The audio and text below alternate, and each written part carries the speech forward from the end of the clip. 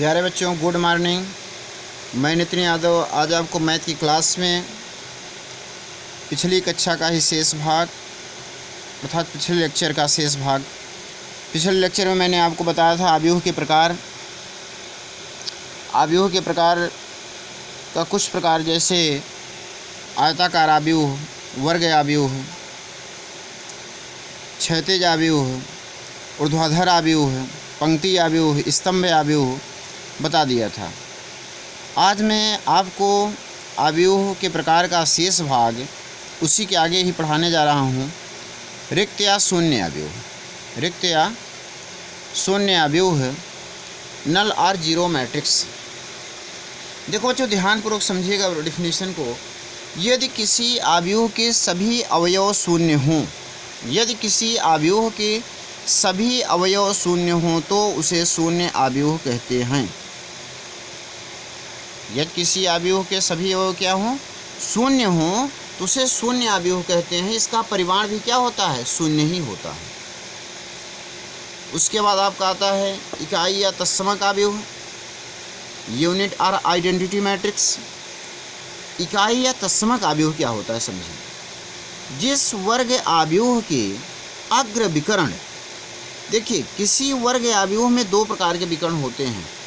एक अग्र विकर्ण जिसको मुख्य विकर्ण कहते हैं। अग्र विकर्ण जो होता है बाएं हाथ के ऊपरी सिरे से दाएं हाथ के निचले सिरे तक होता है, और जो पश्च विकर्ण होता है, दाएं हाथ के ऊपरी सिरे से बाएं हाथ के निचले सिरे तक होता है। तो मैं यहाँ मुख्य विकर्ण की बात कर रहा हूँ, और मुख्य विकर्ण के भी मैं डिफिनेशन आपको बताऊँगा।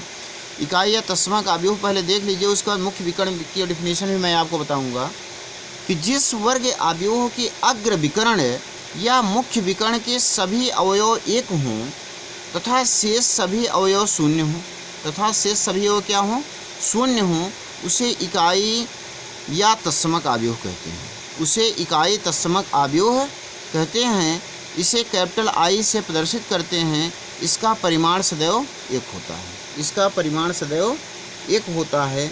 अब देखिए यहाँ I2 इसलिए लिखा गया है क्योंकि ये 2x2 क्रम का आव्यूह है, इसलिए इसको 2x2 न लिखकर डायरेक्ट I2 लिख देते हैं। I2 से मतलब ये होता है, हम समझ जाते हैं कि यह जो आव्यूह है इसकी कोटि क्या है, 2x2 है। I3 का मतलब ये होता है कि हम 3 देखकर ही पहचान लेते हैं कि यह जो आव्यूह है 3x3 क्रम का है।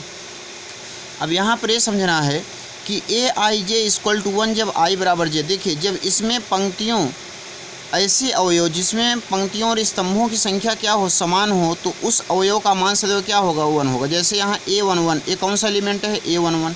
ये क्या है, A22, मतलब A अवयव पहली पंक्ति पहले स्तंभ का अवयव है, इसका मान क्या होगा, 1 होगा। दूसरे पंक्ति दूसरी स्तंभ का अवयव है तो इसका मान भी क्या होगा, 1 होगा। ऐसे यहाँ वाला तीसरी पंक्ति तीसरे स्तंभ का अवयव है तो इसका मान भी क्या होगा, 1 होगा। मतलब कोई ऐसा अवयव जहाँ पंक्ति और स्तंभ की संख्या समान हो तो वह अवयव क्या होगा, 1 होगा। और इसके अलावा जहाँ पंक्ति और स्तंभ की संख्या समान न हो, अर्थात I ≠ J, तो अब वह अवयव क्या होगा, शून्य होगा। मुख्य विकर्ण क्या होता है, लीडिंग डायगोनल क्या होता है। देखिए लीडिंग डायगोनल किसी वर्ग आव्यूह में बाएं हाथ के ऊपरी सिरे से दाएं हाथ के निचले सिरे तक को मुख्य विकर्ण कहते हैं। क्या कहते हैं, मुख्य विकर्ण। देखिए यहाँ बताया भी गया है, किसी वर्ग आव्यूह में बाएं हाथ के ऊपरी सिरे से दाएं हाथ राइट हैंड के निचले सिरे तक को तत्वों को क्या कहते हैं, मुख्य विकर्ण कहते हैं। ये देखिए मुख्य विकर्ण के तत्व हैं। ये क्या है, मुख्य विकर्ण के तत्व हैं। विकर्ण आव्यूह क्या है, डायगोनल मैट्रिक्स। यदि किसी वर्ग आव्यूह में मुख्य विकर्ण पर स्थित सभी तत्वों को छोड़कर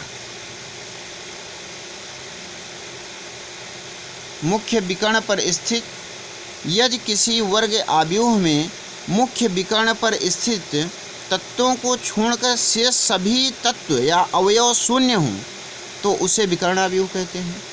विकर्ण आव्यूह क्या है, यदि किसी वर्ग आव्यूह मुख्य विकर्ण के अवयवों को छोड़कर, देखिए मुख्य विकर्ण के अवयवों को छोड़कर, यहाँ भी देखिए मुख्य विकर्ण के अवयवों को छोड़कर शेष सभी अवयव शून्य हों तो उसे विकर्ण आव्यूह कहते हैं। अर्थात यहाँ पर जब i = j होगा तो उसका मान 0, वह अवयव 0 नहीं होगा, और जब i का मान j के बराबर नहीं होगा तो उस अवयव का मान क्या होगा? 0 होगा। अब समझिए, यहाँ पर प्रत्येक इकाई तत्समक आव्यूह विकर्ण आव्यूह होता है। प्रत्येक इकाई तत्समक आव्यूह भी क्या होता है? विकर्ण आव्यूह होता है। लेकिन प्रत्येक विकर्ण आव्यूह इकाई तत्समक आव्यूह नहीं होता है। अदिश आव्यूह स्केलर मैट्रिक्स, अदिश आव्यूह स्केलर मैट्रिक्स यदि किसी वर्ग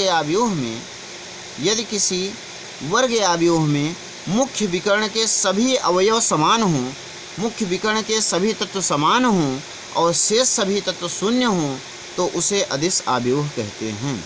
यदि किसी वर्ग आव्यूह में मुख्य विकर्ण के सभी अवयव क्या हों? समान हों, सभी अवयव क्या हों? समान हों, शेष सभी अवयव क्या हों? शून्य हों तो उसे अदिश आव्यूह कहते हैं। तो यहाँ पर आप देख सकते हैं, इस प्रकार से प्रत्येक इकाई तत्समक आव्यूह अदिश आव्यूह होता है।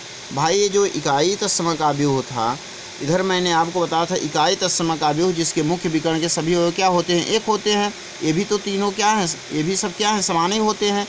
इसलिए प्रत्येक इकाई तत्समक आव्यूह क्या होता है? अदिश आव्यूह होता है।